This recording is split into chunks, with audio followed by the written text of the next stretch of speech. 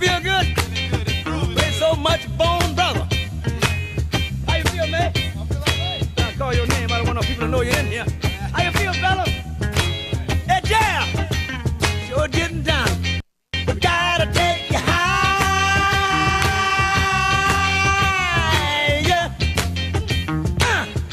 Ow! All right. You wanna do that? You wanna do it again? Hi, this is Sharita J, and welcome to Drive Time. Of course, Drive Time because we're in LA. It's 5 p.m. and there's folks in that traffic, so that's why we call it Drive Time. But of course, we know that many of you are coming to us not only from across the country, but across the world. But I want to thank you for tuning in. I have a very special guest today. He is focused on doing something about bullying. And not just something, but there's a lot of things going on with this gentleman. And so not only are we going to talk to Mr. Big Spin today, also, many of you, I get your emails afterwards. I want you to know that I do receive them. Can't respond to most of them, but I'm hoping that what you do is to stay connected to me and to the grants that I often talk about. Go to my website at kifoundation.org. That's kifoundation.org, and you will get all the free grant information that we send out. For those of you that have an interest on being on the show, whether you have a book, if you're an author, if you're just making a difference in community, whatever it might be, go to my other website, and that's SharitaHerring.com, SharitaHerring.com. And you'll see a tab that says On the Air. That's where you go to fill in the information to come and be present with me, either here in the studio, or if you're not local, of course, we can Skype you in so that my audience can still see you and we can still have a great time here in the studio. Well, I'm not going to hold you up any longer because my very special guest today is Dr. J.J. Spinner. They call him Big Spin, and he is the founder of Bullying Awareness Network, correct? Correct. That's absolutely correct. And I know it's a mouthful, but it's correct. No. And I want to thank you. Thank you so much for being with me today. You're welcome. Well, you've got a really big event coming up on the 30th, right? Yes, it's truly something that's ordained by the Lord. Yeah, Truly. Well, tell us about the event, and then I'm going to get into some questions I have for you. Okay. First of all, it's called the 360 Celebrity Showcase, which is an anti-bullying initiative. And the reason why I called it the 360 was because, I want to address all the young people's needs. And so many times we always focus on one area of a young person. And I've been in education since 91, 92. Yes. And I developed that concept from seeing how, the intrinsic motivators of what motivates young kids. It's not just, okay, you're going to learn math and you're going to learn, language arts, you're going to learn the 3 R's and you're going to master them and that's it. No. Entertainment is what really motivates kids, as far as seeing the role models on TV. Yes. And now and then you come back and say, hey, if you could complete your assignments, then on Friday we could have a special treat. Okay. And it started in the Bay Area, and it really just blossomed, and I pretty much expanded it since then. So I've seen that you've got, some major hitters that are going to be at your event. Tell us about some of them, and how are they involved? It's really, when it comes to bullying, you'll be amazed. Sometimes you'll see celebrities and you think they're immune to things that have happened in their lives. And then when I've reached out to certain individuals, they just start, immediately, as soon as I mention the word bully, then all of a sudden they just start having their own testimony. Wow. So a lot of people, it's just really from their childhood experiences. And then also, so everybody has experienced some form of bullying, whether it's cyberbullying, whether it's, like you look at the Gibbles, they're the little people, yes. Just because of their stature, and I've witnessed it working with several programs throughout the county, Schools with a Purpose in Inglewood, as well as the juvenile halls and the probation camps, yes. as well as being a national education consultant. I've always witnessed the problems with students picking on kids with smaller stature, and even believe it myself. I've always been tall, but still it was, the names, the teasing. So the kids are going to tease about being tall, they're going to tease about being small. Well, you know what? And I hadn't thought about it for years, but I was actually bullied in the 5th and 6th grade. There you go. Well, it was actually 4th and 5th grade, and it was the girls that were the class older. And, you know, I had really long hair at that time, and they would pull my braids and said I thought I was cute because I had good hair. Wow. How somebody black as you have good hair. Wow. And That's a funny literally, topic. Yeah. until I fought a boy and beat him up. Oh, my goodness. And wait, we ended up fighting because me and my very best friend, Barb, we were walking. Right. And there's this crowd of kids. And so we're like, wow, what's going on there? And as we got closer, the circle opened up. Oh, my goodness. Well, he was in the middle of the circle, and he wanted to fight me. Waiting for but you. But get this. He was mad because I wouldn't go with him. So now we're going to fight. Wow. And that's a very common problem, believe it or not. I couldn't believe it. And I just got scared. And I just remember my brother said, if somebody's messing with you, don't wait them to hit you. Don't wait them to hit you, right? Just take off. And we were standing there, and this guy, and he wore glasses. And I hit him dead right here in those glasses. Wow. Broke the glasses. But after that, I was never bullied anymore by those girls. Now, one thing that we must say, because Bullying Awareness Network stands for BAN, you know, that means to ban, like it's a provision. Yes. And we try to use, we try to educate, you know, because a lot of, in our culture, that's very common to see, you know, like our parents, they'll say, well, handle your business. If someone is bullying you, go handle it.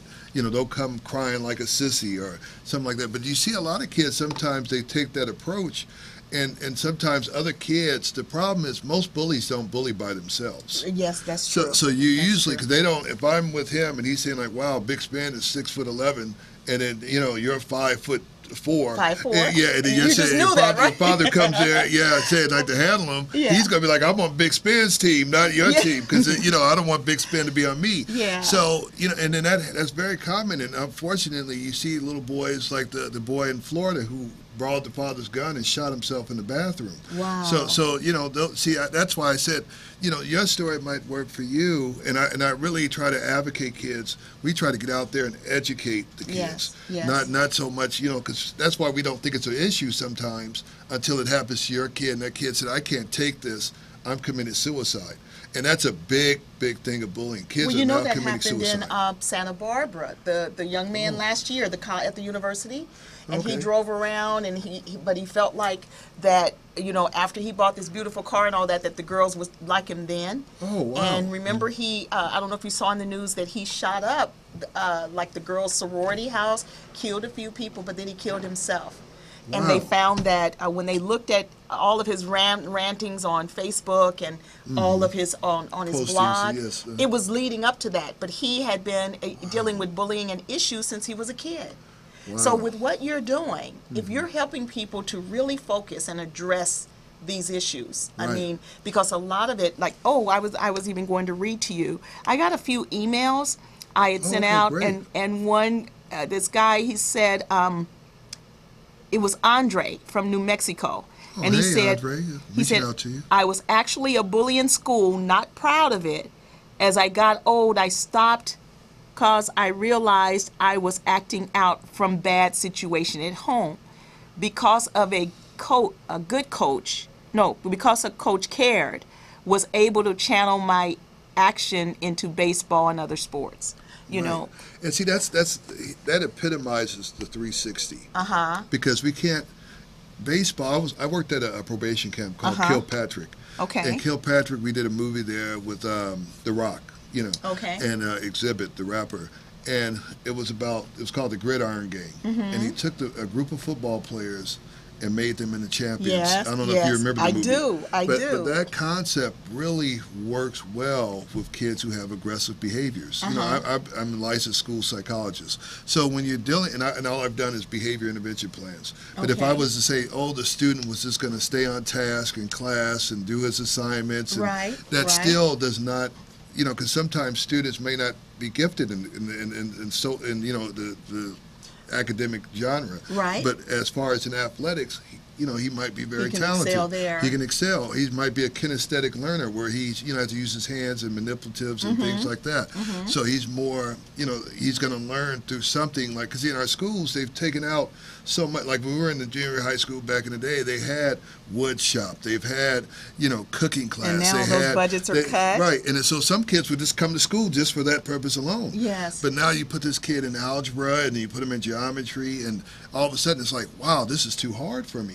So instead of sitting there, he starts to distract the class. Yes. And that's what you find with a lot of the kids who are bullies. It's not just because they say, oh, are you there at home where they feel like they're being neglected, you know, some So they're form of usually neglect. acting out in some Right. kind So of they're way. crying out really for help. It's not Yes. so much of a thing of, oh, I just want to antagonize somebody. Right. It's always an underlying root to the problem. Huh. Okay. Well, you know, now one of the other things that cyberbullying, you know, Oh. this cyberbullying is really like the young girl that killed herself, Right. but it was actually a mother that was bullying her, Wow. and they said that because there wasn't a law against it, I don't think she's doing any time at this time. So, what are some of with your event that's coming up, Right. and just with you dealing with young people? Let's say that I'm a parent and I have a young man or a daughter that's being bullied. What would you suggest? I suggest, that I first of could all, do. come to my event.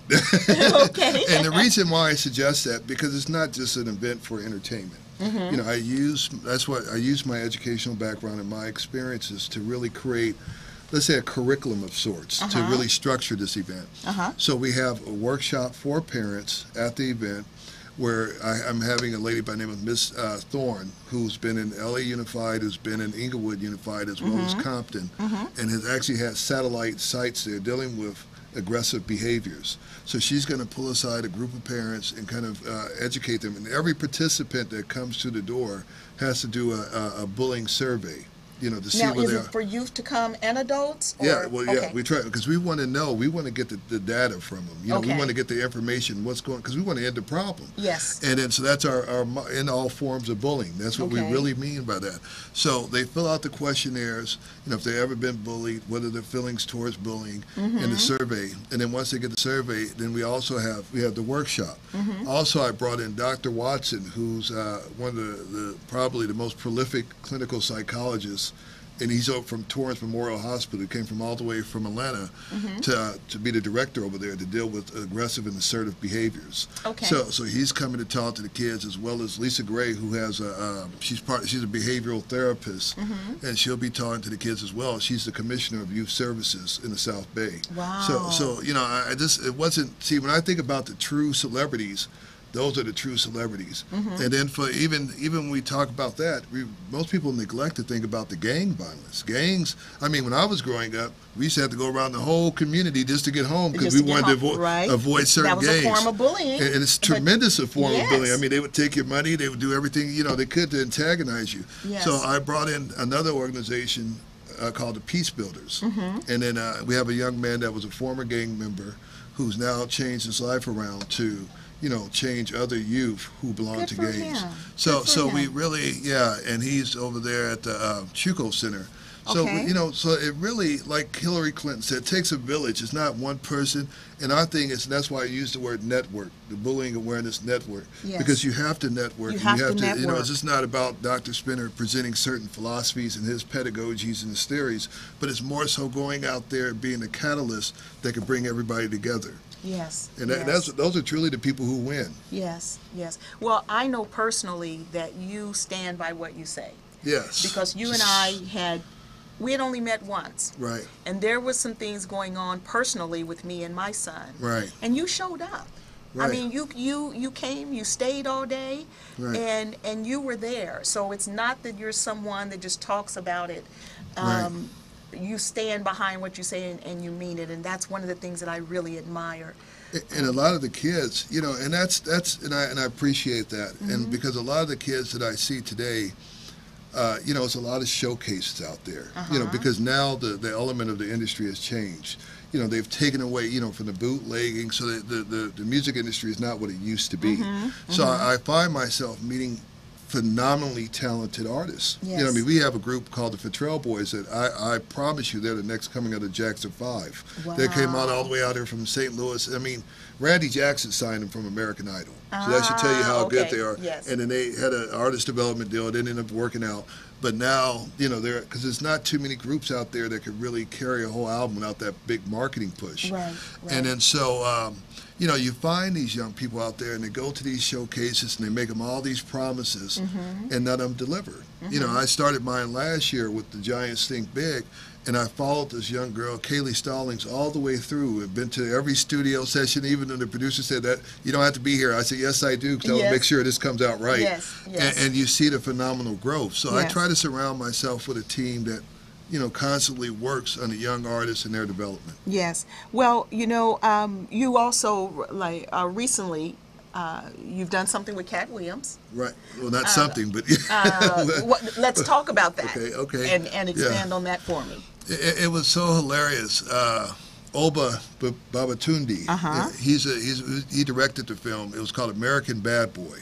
The premiere was last night. The premiere was last night. I was there. Yes. And so I guess he was there too. And then so it was so funny because I met Oba. I was out at Leimert Park. They had they're always having little festivals out there. Yes. And then so he asked me to, he just started saying, "Hey, who are you?" You know, and just started talking to me. And I told him at the time I was working on my documentary. I think I spoken to you about that before. Yes. And then he said, "Man, I'd like to help you with that." And he was so encouraged by my enthusiasm, my excitement to really make change and do things like that. So he said, I want you to, I'm gonna keep your number. And he just called me and he said, "I want you to be a part of this movie." So I'm standing up there, and all of a sudden I see Cat Williams, and I'm like, "You're my favorite actor. You're my favorite comedian." So he's always been a very character who even though he's had some turbulent times, but he's always been one of the entertainers that I've always admired. And then it was so funny because they had this guy about 5'7" beat me up in the movie. Because I said, "You're not going to take my." He said, "You're not going to take my woman's money anymore." And then he ended up being a karate expert. Yeah. And ended up beating me up, and then I ended up on the ground and running away. And then and I told him at the theater. He said he hugged me and everything. He was all excited to see me. And I said, "I'm gonna get you in the parking lot. I'm gonna pull my bully. I'm gonna take you to one of my bullying sessions." But it was a lot of fun. It was a lot of fun. It was a great cast.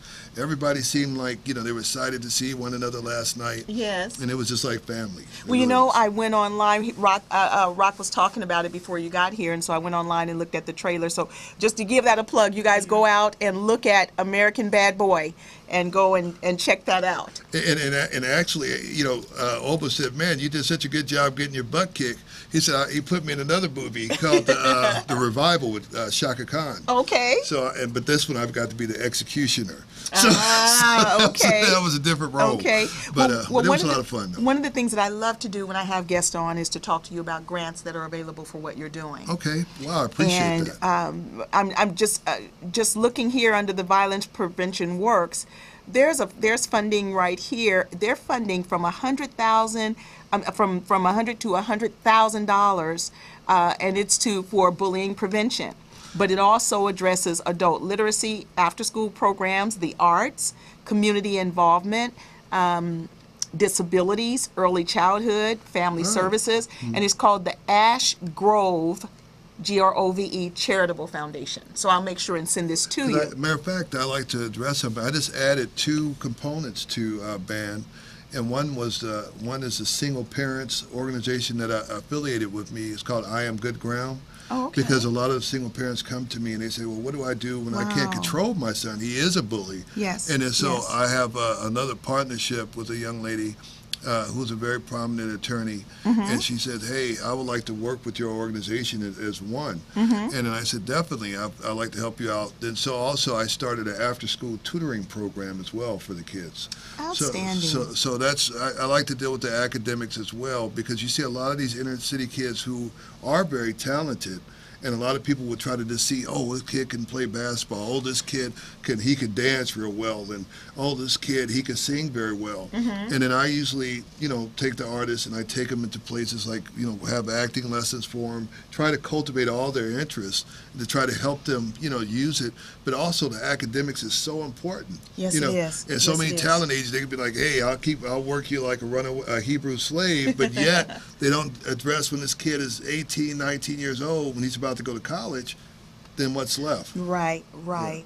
Well, there's another one here, Best Buy, a matter of fact. Now, theirs are just small grants, $6,000, and some of them I'll take they that will give right up to 10 grand.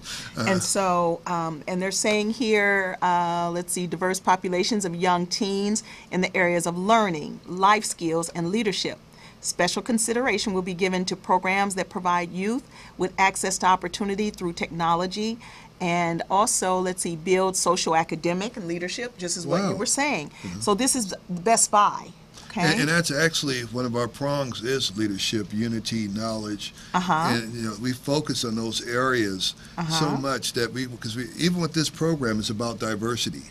I've reached out to people who, I have one lady that's from Japan, and she's going to be in her natural garb and talking to the kids. I have another lady from Australia, and I have a person that's from London, England, who's going to Wow. be. So I like diversity. I have a Hispanic organization. This lady is just phenomenal, Fab Trevizo.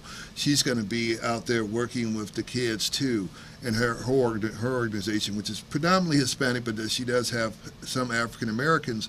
But her theme is to take, she said, replace the scars and replace it with stars. Wow. So she helps Wow, the what a kids nice become saying. become gainfully employed in Yes. entertainment who are at risk. Yes. And so that's really and she's really behind what she believes in. Yeah. See, and that's another thing, even to put on this event, Right. with you working with cultural awareness, race relations. That's a big And- part of bullying too. Yeah. Man, and see, with you also putting on an event, a lot of people don't realize that even putting on events, there are dollars, tourism dollars, with you having people coming in that would cover hotel costs, Wow. restaurants. I should have talked to you before I started, because a lot of people are asking me to split the You're bill. going to put on other events, No, we are. You That's will be what putting yeah. on other events because Right. we need you. We need Okay. you to do that. Right. And so, but the fact that you're bridging that gap, race relations, cultural awareness, that's really big here in Los Angeles. Right, it is. And especially even since the riots, the Rodney King and all of that, there's major dollars to bridge the gap between especially Latinos, Black, and the Asian communities. Well, even every community, we have a young boy by the name of Michael Keith. He's and all the performers. I have one young man that is gay, and he's a phenomenal performer. He was actually signed to Madonna. And then I had him come out, speak out, and stuff like that. It was not any kind of discriminatory. He's a young man. Yes. And he doesn't hide it because he feels like this is a way of expressing his talent. And then I mean, he's phenomenally talented. By the way, he's not just an average artist. And so, and then I have a young man named Michael Keith, who's a very talented performer. He's 10 years old, and he's of the Asian culture. So I try to bring in, and it's not just about rappers, it's not just about Wow, singers. you really focus it's broad. really, and then Hispanics coming together, Blacks coming together. Kaylee Stallings, a young lady, she's Caucasian, but she's, bringing a message, to the people. And that's what I don't look at the color.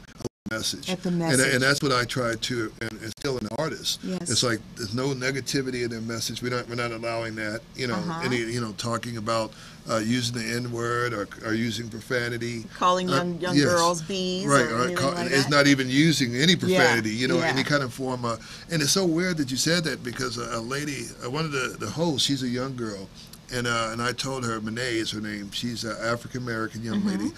And she has long hair. And she said, and like I said, this has been a testimony of people. I get inboxes all the time. As soon as I Yes. post something, and all of a sudden I look at my inbox, wow, the other Yes. day I had 107. Wow. And then so they were saying, I was bullied, and the girl that told me her hair was being pulled. Yeah. So I've never had enough hair to get pulled, so I couldn't expect, Even people couldn't sitting in probably the reach it either. classroom, they would Yeah. pull it from the back. Yeah. and, But her mother had to take her out of public school because of this. Yeah. And so I told her, I said, you lose out so much due to bullying. So many people think it's just a one-on-one interaction, but it's the whole social skills. When a kid is removed and taught at home, and I'm not against home education or speaking against it, but they lose out socially. The social The skills social are important. interaction with their peers, and then Sure. also one kid was bullied recently, and a parent called me, and they retaliated, like what you're talking about. But then they end up now they can't walk across the stage for graduation because of that. Wow. So there's so many factors that if education, we're so reactive as opposed to being proactive. Yes, yes. And we got to start, using education measures, because the parents are misinformed, some of them, by saying, go out there and handle it. Then when the kid handles it and they're suspended, then they go back home and get a whooping. And they say, well, wait a minute, you told me to handle it. You told me to handle it. Yeah. And I went and knocked this kid out, but now I'm suspended from school, and the parent is mad because they got to stay home from work, and the kids sometimes can't stay home by themselves. So it really is a big problem on both people, and we're trying to resolve that. There's so many things, strategies where I've tried to adopt businesses where we could put our ban sticker in the window if a kid is getting bullied on the way home. And then they could, come in there and dial. So that they know they have a safe haven. It's like a safe haven. Wow, that's a great idea. That was one strategy that we've been working on now. I've been going in the community working on that. I really want to show you funding that's available for that. Because back in the day, we grew up on 103rd in Vermont, and it was the Hoover Crips were over there. That's what they were called then. Now they changed it to criminals or whatever they call it. Yeah. And then so we had to, my father would always have us go to ABC Market on Century, and we had to run into the liquor store because the man had a big shotgun over the, over his register for anybody that would come in there and start some trouble. He was ready. Right. And so that was like the safe haven. And then we would wait in there until they would leave. And then you know what? Then, even though it was gangs, they respected adults. Or there were certain things that stopped them. You've got kids now that nothing stops them. Nothing stops them, And so there was a place you could go and feel safe. Right. I was amazed this morning. I was looking up bullying, and it says here, statistics show that every 7 minutes a child is bullied. Wow. Every 7 minutes. Yeah, in some form, yes. Yes. Every day in America, every day, more than 160,000 kids will not go to school because of bullying. Right, and that's just one aspect of it. Yeah. Because even in the format of when you look at it from adults, adults are being, as well. Domestic violence is a form of bullying. The legal system is a form of bullying, because I get a lot of letters all the time, and people said, hey, did you ever consider this? That's why I said in all forms of bullying. Yes. Because we got to start educating ourselves more. So it's just like, but most of the time people think, when they think of bullying, they only think about the kid at school that's being bullied. And what you have to think about But that's the birthplace, with the kids and how they see, a lot of parents too, a lot of people say, okay, spare the rod, spoil the child. But in reality, people are starting, because like a lot of psychologists, me being a school psychologist, you're teaching a kid in some format a way of violence. Yes. You know what I'm saying? Yes. And they're like, oh, I'm going to beat you till you act right. And so now you'll see kids, actually, I've seen them take off their belts to try to whoop other kids. Yeah. But where do they learn that from? They learn it at the home. And you know what? If someone is a bully, it doesn't stop when they get out of school. No. I mean, oftentimes they're that bully at work. Yes. They're that bully that might be in the courtroom or whatever. That personality will continue. Yeah, that aggressive behavior does, even in relationships. And it's really because of the ignorance, about if you're having an issue with that, that's where we encourage people and we embrace bullies to get counseling. Even the ones that sometimes they look for bullies to bully them, that need counseling. That's another issue I've taught. Wow. Yeah, because they want attention. So they'll try to, hang around a bully just so I can get attention. Thought about that. Yeah, so we studied every angle. Oh my goodness. And that's not in the statistics or whatever. See, a lot of times the people who come up with all these statistics, they've never really addressed the problem. Wow.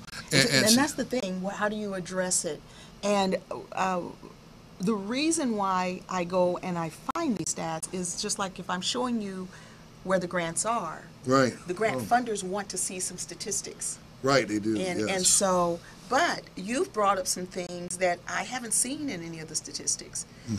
A side that you don't think about that still exist. And that's why I like our showcases, because realistically, you have all these bullying organizations, which call me quite frequently. But besides going to the schools and talk, which I've gone to the schools and brought entertainment. You know what I'm saying? Yes. So the message is a lot stronger. If I could bring in Denzel Washington, who we all idolize or look up to, then the kids are going to be like, wow, that's Denzel Washington.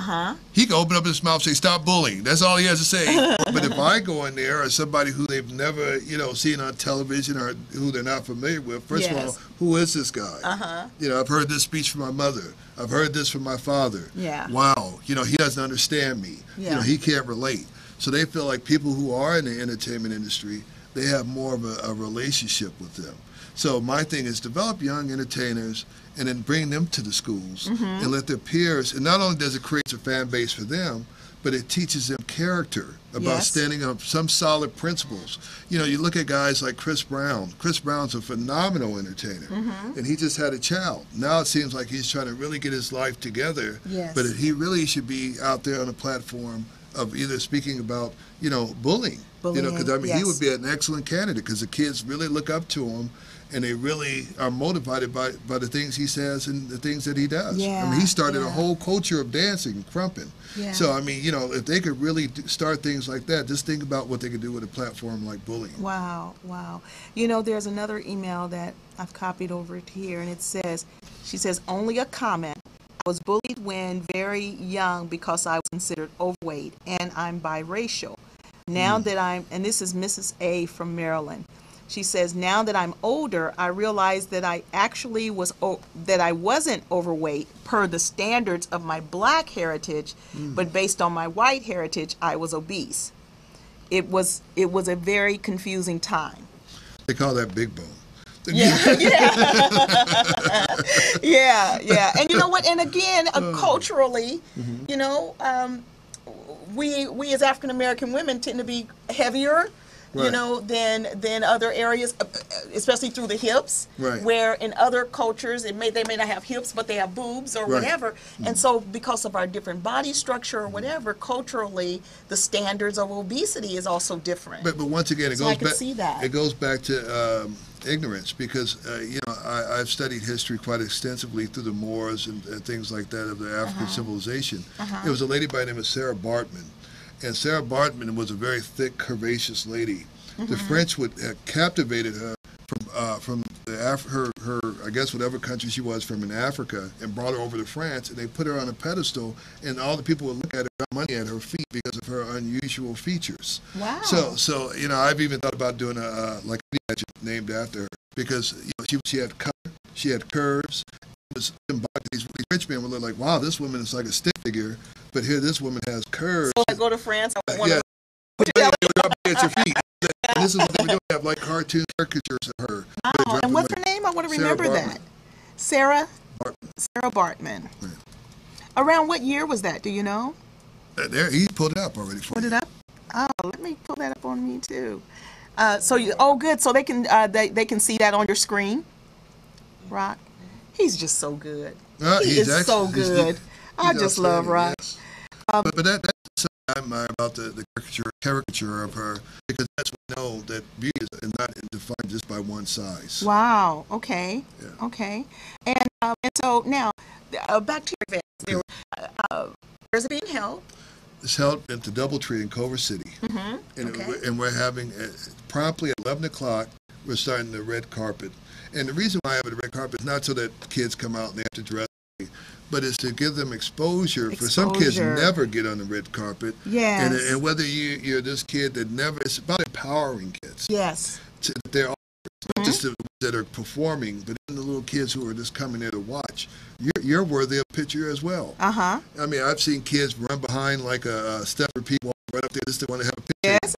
And so this is for this kid too. So it's to give them that experience. Yeah, and that empowerment. I love that word empowerment because that's what I'm all about. Is really when you learn how to bless others, that's when your blessings come. Yes.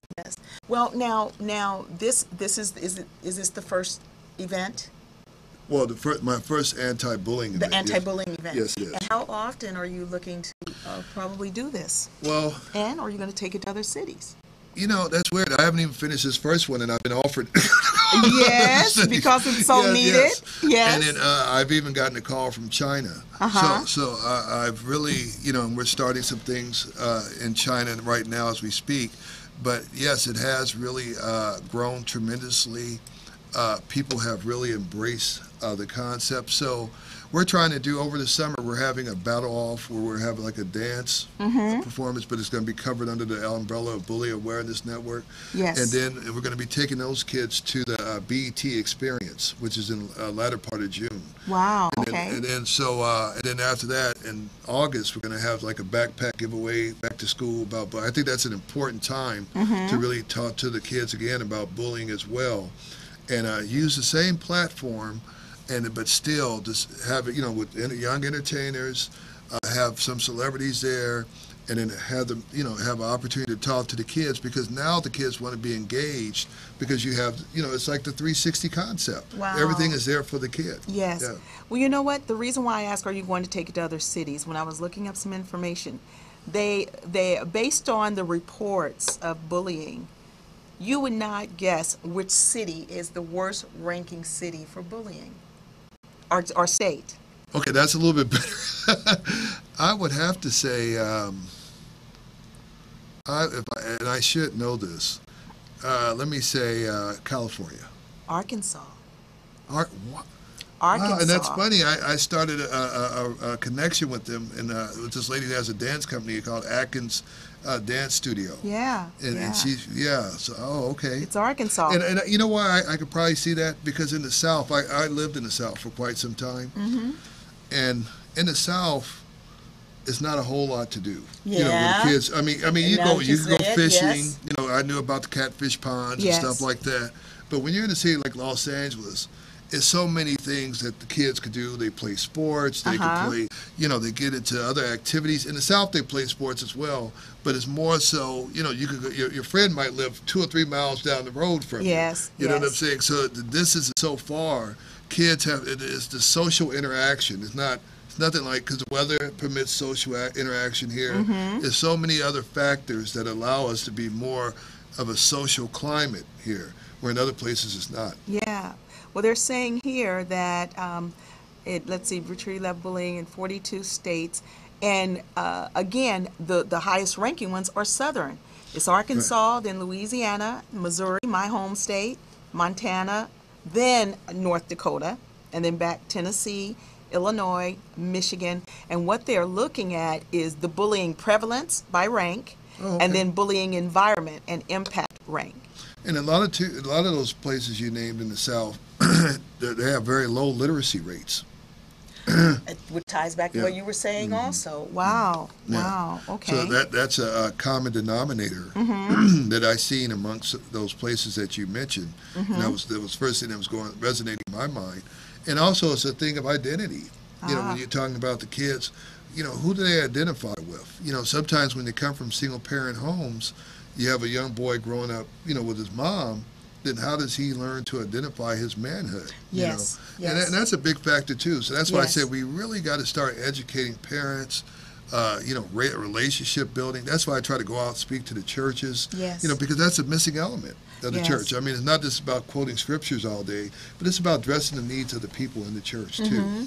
Well, I want to talk to you also. June, we're going to be highlighting on my show fathers and men making a difference. Oh, okay. And so I definitely want to invite you to come back on one of the Wednesdays. I'll talk to you about the scheduling. Okay. But we're supposed to have Coach King Carter and other men that I have worked with in my career that are making a difference and have been for a very long time focused on our communities. Because Father's Day tends to not get to me, the gratification and glory that it should get. Well, and I agree with that, and I hope I don't get any hate mail, but really the system has really perpetuated where, because of welfare, and women, had to come up in the struggle and had to be the head of the household, a lot of times they separate the father from the family so he could pay a high amount of child support and keep that woman off of welfare. So it's like, whereas if he's there, the income is not as, especially in our community. I'm not talking about other cultures. Yes. But I've seen this in several people when I've talked to them, and I've witnessed it on my own behalf. Yes. Because I had a high income and I was paying a lot of money in child support, and and it took time to really go out, and I had the money to pay to get more custody. Yes. But other than that, it's a very, for the person that does not have those resources, then, they have very limited time with the kid. The kid wants to see, and they're teaching them, keep the kid away from the father, you get more child support. Well, see, and the thing that's is, a sad thing. It has made it very sad, especially for our communities. Remember a long time ago also, wasn't it Geraldine, where James Earl Jones was married, but when the welfare lady came, they would hide all the appliances, and he had to hide out because the father couldn't be in the home. And so, so we've had many of us have grown up in that era. Single parent home, and yeah, that's right. and it increased the single parent and the detriment of our communities. The value, and plus, you know, in our society too, as far as we deal with African American males. Yes. You know, first of all, it deals with the education. You know, we live. My father, he went to the 7th grade. You know, my mother finished from Fremont High School, God bless her heart, and she had to work. It was 7 of us, and we're all tall. I'm the tallest, but we're all tall. So that was a lot of mouths to feed. Yes. And I learned work ethic at a young age because there was no other choice but to work. You know, it wasn't like you lazy, you're going to sit up at the house all day. So, but I also learned about the value of education, not necessarily from what my parents had given me, but the opportunities that I wanted to obtain. Yes. And so, and also I was very fortunate I was able to get an academic scholarship and an athletic scholarship. Wow. And so that was a big plus. But I try to tell kids now, and that's why my heart Did you is play really basketball or football? Basketball. This is what a retired basketball looked like. Okay. Well, you know, it's always because the thing is, like Charles Barkley, he was a broad guy, Shaq. And so that's why I say it could have been either or. You know, it was weird because when I was in high school, I was about 6'9" and weighed 185 pounds. Really? Yes, and then so, you know, I was, and it was always a thing I wanted to be bigger because my older brother, he was a 3-time City Player of the Year, which was, nobody has to this day have done that. Wow. And he went on to UNLV and played at UCLA. And then I was like, wow, I went, and they called him Big Mike. So I said, man, I want to be Big Mike. Yeah, I wanted to be Big Mike. And then all of a sudden, when you got big, then you wanted to lose weight. You're like, wait a minute. now is he still Big Mike compared to you, well, or no, are you unfortunately, he ended up passing away. So you know, that was and that was my idol.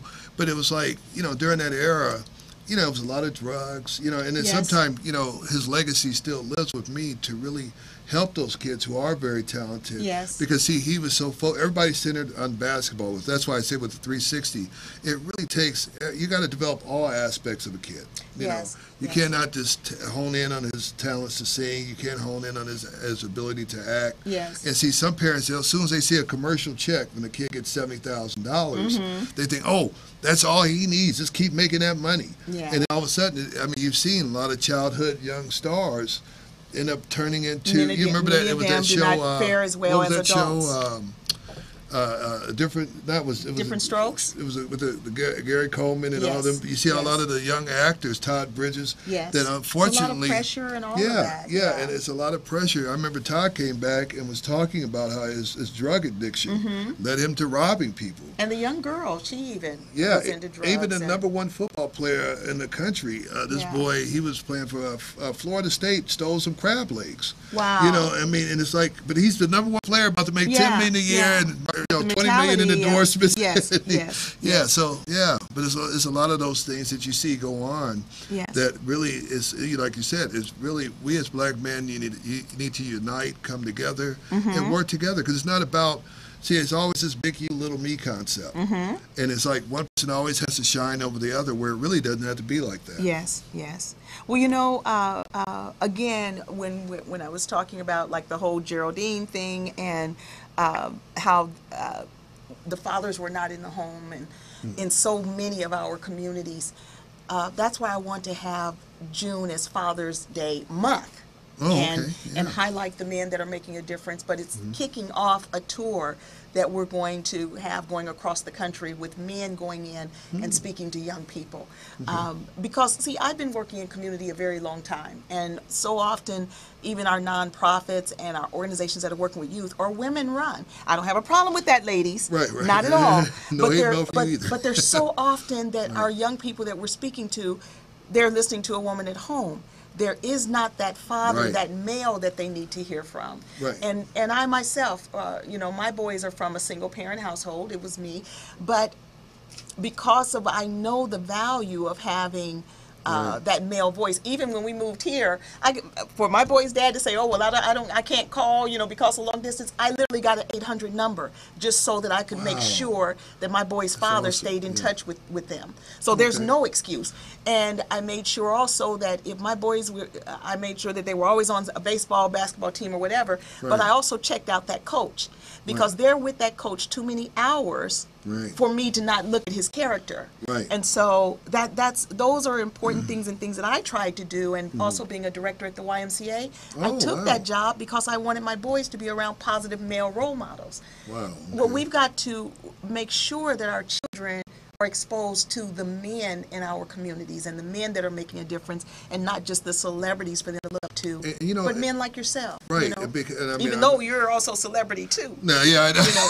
And even celebrities, but they need to see that. And that's what the funny part is, because sometimes, even before I even was in, the Cat Williams movie just came out, but sometimes they have VIP somewhere, and I'll just walk right in, and they'll be like, "Oh," they'll even encourage, like, "Come on in," and I'm like, "Wow, they don't even know who I am." But it's your presence, and it's not just because you're a tall guy. You have a presence, and I really feel like the blessing is, that the Lord sometimes He gives you a message, like I never forget Habakkuk 2:2. It says you write the message, you give it to the people. Yes, and it's such a blessing, and it's like And it's like when you give the message to the people, sometimes God uses you, not sometimes, but He uses you as a vessel. And when you're a vessel for the Lord, and then the people perceive that, it's not just maybe He did with Saul. He blessed him as the first. He was the first king of Israel. The Israelites. But his message was not delivered the way the Lord had planned it. The day He chose David, it was a lot shorter in his stature. But when you have that presence, much is expected from you. To deliver a message to the people, like now with bullying. I could get kids sometimes to listen to me, as far as they say, "Hey, can you talk to my son?"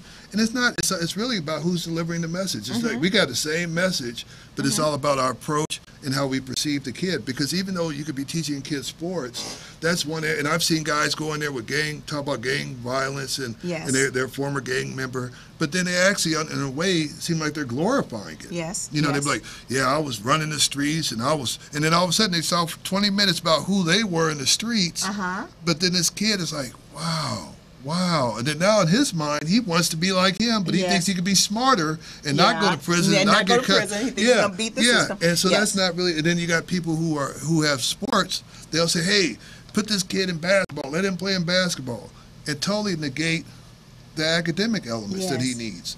So a lot of us always feel like, oh, this kid could be developed by a coach. Like, for example, myself, when I graduated from high school, I got a letter from Dartmouth. That's an Ivy League school. And I got accepted. And then I was saying, like, the first thing that came out of my mouth was, "Oh, they're not in the top 20 in basketball." So, whereas now, so you didn't see it as I was like, "Oh, let me throw this one away," But now but you're a kid again. But still, no. But you have some families that their parents went. I know one lady, her mother went to Princeton, the father went to Harvard, and so when she grew up, she ended up going to an Ivy League school, even though she was a kid. So it's all about being, they're African American. So it's all about being directed and shepherded in the right way. So when you look at that, because it's like those kids, the platform you have as a kid, that's what predicts your future. So you can't use that excuse, "Oh, you're only kid," because then when you're an adult, you're looking at, why is he over here riding around in his brand new Mercedes and I'm riding around in a bucket? And it's because of the platform that was created. Unless you change that, then you're going to always, And so that's why I think it's so important that we teach kids, not just from a sports, because you see, Snoop Dogg having a football team, you see, Big U having a football team, and we push that, but we don't empower them. Like, "Hey, man, I went to University of Michigan, but man, you could go to Harvard and be like a Paul Robeson." Also the leadership skills, the life skills, and the literacy. Because they don't push guys like Cornel West, Paul Robeson, Carter G. Woodson. They don't push those people. But that's where the collaborations are also vital. Because see, oftentimes a person can only push to what their perimeters are. And so if their perimeters, if that's the only focus, then it's important to collaborate with other organizations. And that's why too, with what's been happening over the past 10 years in professional sports and the fighting. Right. Well, they started losing a lot of their sponsorships, but those sponsors then were turning around and wanting to fund youth organized sports, but they were requiring that you teach anger management, leadership skills, even parenting classes, because even parents were starting to fight even with little leagues. And so there's major funding to be funding now from the beginning to start making sure that all those qualities that you're speaking of Right, 'cause you are look- also brought in. When you look at a guy like Mike Tyson, you know, who I admire, you know, I think he's really changed his life around. Yes. But you take him out of boxing, he was self-destructive early in his life. And you see other athletes have been. I played with a guy by the name of Roy Tarpley with the Dallas Mavericks, and Roy Tarpley to me was probably the best center that ever played basketball. But he had a drug problem. Yes. And so if you remove basketball, he's like a walking nightmare. Yes. So Well, when- you know what? Even Bootsy Collins, Okay. he's one of my former clients, and Bootsy said he was actually getting ready to drop out of school, and a music teacher that recognized his skills said, no, we're not allowing that, and wrapped her arms around him and groomed him to stay in school, and it gave him that exposure to his passion. But see, the problem is, even though they get them there, you know, they get them exposed, and then all of a sudden, next thing you know, you see these guys and they're flat broke, you know, because they didn't invest their money wisely. So it's like the Bible said, "To much is given, much is expected." Yeah. So it's like you got to even cultivate them. Now you're in that environment. Now you got to be accumulate. You got to saturate yourself amongst that host culture. You can't just say, "Okay, now I made it. I'm happy. I'm here, and I'm going up blasting my music, and I'm living in Bel Air." But you still have the mindset as if you're still back in the project still. And see, and that's why what you're doing is so important, because like what Bootsy said, is James Brown even helped him a lot. Right? You know, see, believe it or not, James was very still with his band and what he was about his music, very not anal, but gave him the discipline that and now he ended up breaking away and kind of got into some other things. But he said what brought him back and what helped keep him guided after he went through his whole, you know, was a lot of the teachings that he learned through James Brown. And so what I'm saying is that you look if at we MC can Hammer continue, too. You know, he had to file bankruptcy. So you see a lot of these guys. You know, it's like we have to steadily educate ourselves with our finances. Yes. You know, that's why also one thing about my component is entrepreneurship. I wrote a curriculum about developing young entrepreneurs. I'm talking about when they're in elementary school, not when they're in high school, whatever, but starting at the elementary school level, teaching them how to invest their money, even starting off with a little bit, and how to use, you know, each dollar, every penny that they have to stop being a consumer and start being a producer. Yes. You know, start producing their own goods and services, and starting at that young age, not when, you know, it's too late and they've already developed a certain bias that, hey, I can't do that. And so that's to me, that's a key component. When you're looking at programs like this, we have to start when I got performers like 10 years old, 8 years old. Speaking of, And we did a video of some kids that were 9 years old that really did an anti-bullying video, and Lou Gossett directed it. So speaking of, there's there right here, the Music Forward Foundation. There's grants for music because you're helping young people with music. There's major dollars for music. You were just talking about teaching about financial literacy. Chase Bank alone last year gave more than $150 million to organizations to teach financial literacy. And then when you speaking of the documentary, Bill Duke, who was also there last night, right? He wasn't at the premiere? No. Oh, I was looking at the pictures and I thought I saw him at the premiere. He was there? He was there? Yeah.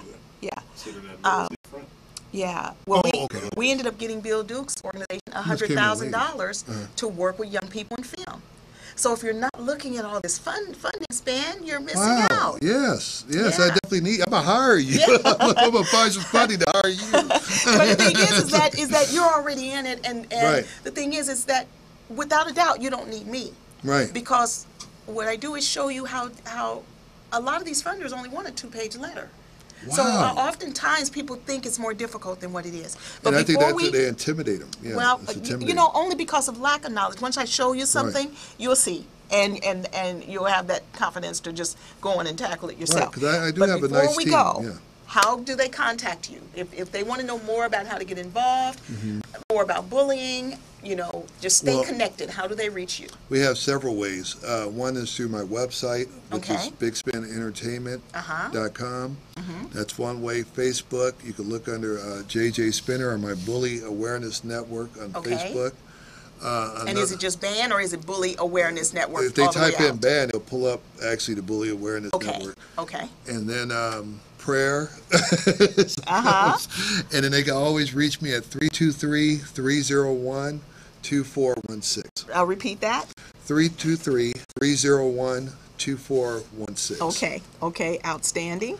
Yeah, but I'm very impressed with everything you I should have brought a pencil and a pad here. Well, you're going to get this recording. Okay. You'll get okay, this so that you'll get the link.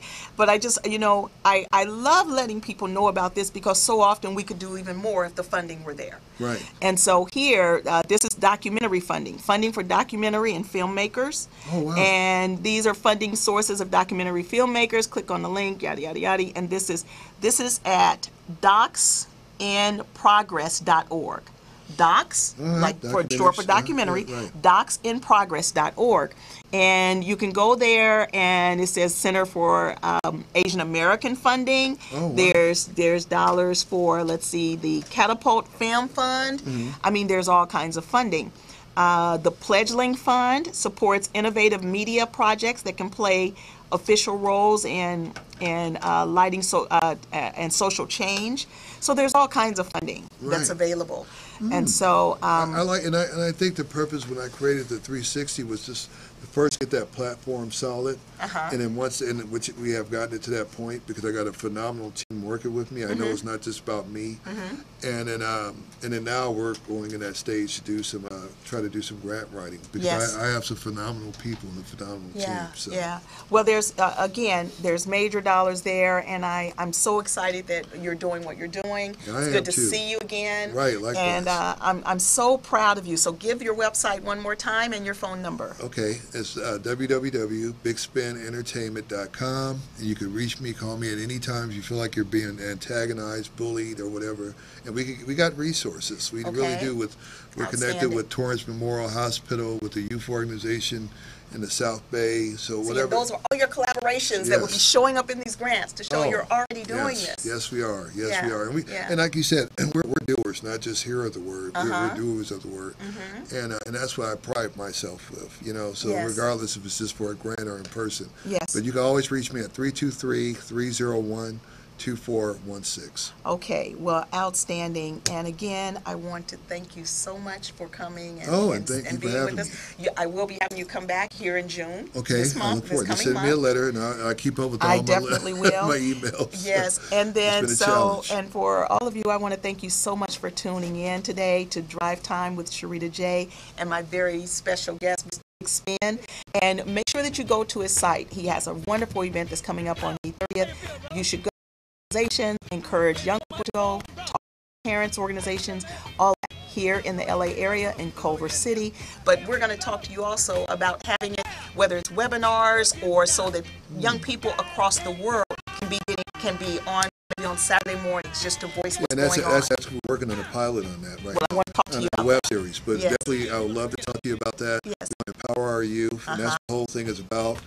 Teaching entrepreneurship, unity, knowledge, and all those things.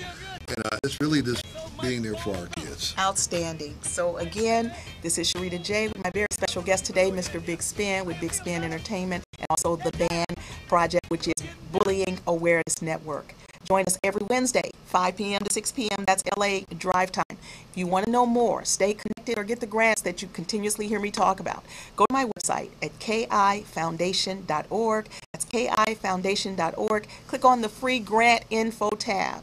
If you want to be on the show, go to my other website, SharitaHerring.com, SharitaHerring.com, and click on the air. Again, this is Sharita J. Looking forward to seeing you next week. Have a fantastic week.